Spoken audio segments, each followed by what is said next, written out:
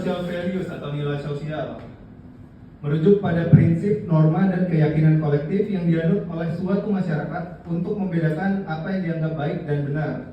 Nilai-nilai ini sangat mempengaruhi perilaku individu dan juga kelompok.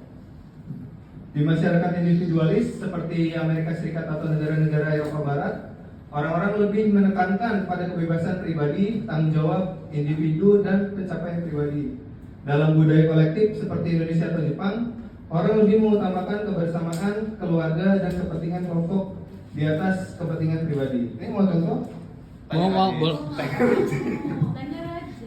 Tanya Rajesh ya. Oke, selanjutnya ada language atau bahasa ya.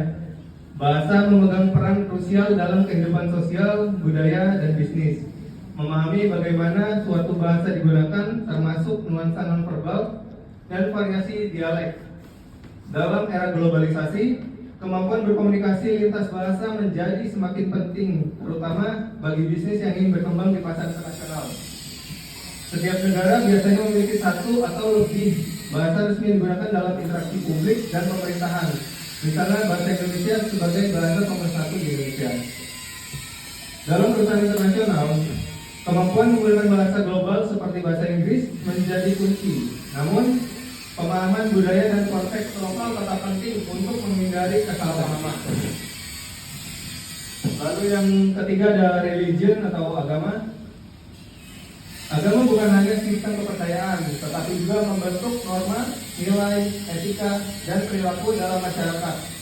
Agama mempengaruhi berbagai aspek kehidupan, termasuk tradisi, aturan sosial, gaya hidup, dan hubungan antar individu. Dalam bisnis dan kehidupan sosial, pemahaman tentang agama sangat penting untuk menghormati kepercayaan lokal dan menghindari konflik.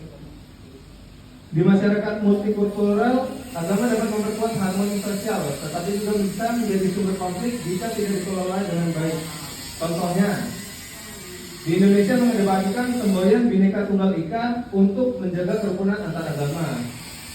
Bisnis juga harus menyesuaikan produk-produk mereka agar sesuai dengan aturan agama. Contohnya, industri makanan dan kosmetik sering menyediakan produk bersertifikasi halal atau kosher. Memahami perbedaan agama dan menghormati nilai-nilai keagamaan menjadi kunci untuk membangun hubungan sosial yang harmonis dan keberhasilan dalam bisnis.